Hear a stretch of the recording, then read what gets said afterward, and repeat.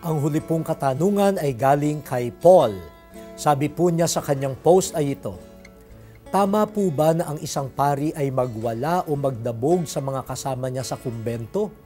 Minsan po kasi ay kung ano po ang madampot ay itinatapon. Thank you po and God bless. Paul, sa palagay ko naman alam mo ang sagot sa tanong na yon. Pero mabuti na lang ay itinanong mo rin para malaman ng ating marami pang manonood. Alam mo Paul, kahit nga hindi pari no?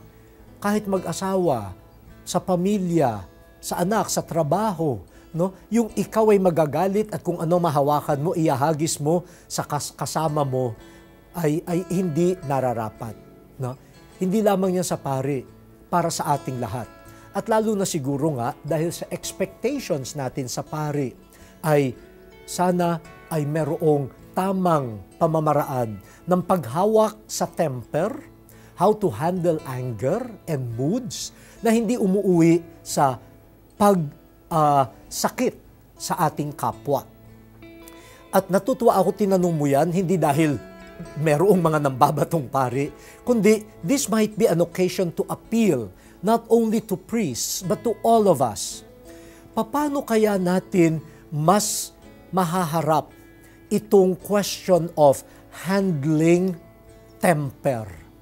Kasi sa aming mundo bilang mga pari, nakakatanggap din kami ng mga counseling cases na mukhang pati sa mga tahanan, sa privacy of the homes, pati sa schools, no?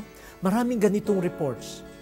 Mga mag-asawa na kung ano mahawakan in the middle of a discussion or a heated discussion, basta kung ano mahawakan, hagis.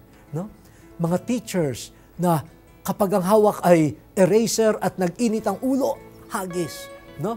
O kaya, minsan ay may nagkwento pa sa akin, hawak niya kutsilyo. No?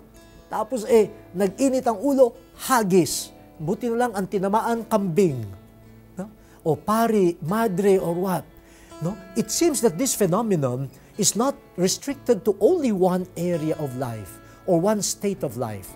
There seems to be a need for us to address how to handle temper, how to manage anger. And to the priests listening, to the religious listening, we are supposed to embody, the equanimity, the level-headedness, the long-suffering, the patience of shepherds who are motivated by love. I know that humanly speaking, we can get tired, we can get depressed like other people. But we should know how to handle this. We should know when to put boundaries to our actions so that we will not inflict harm on others.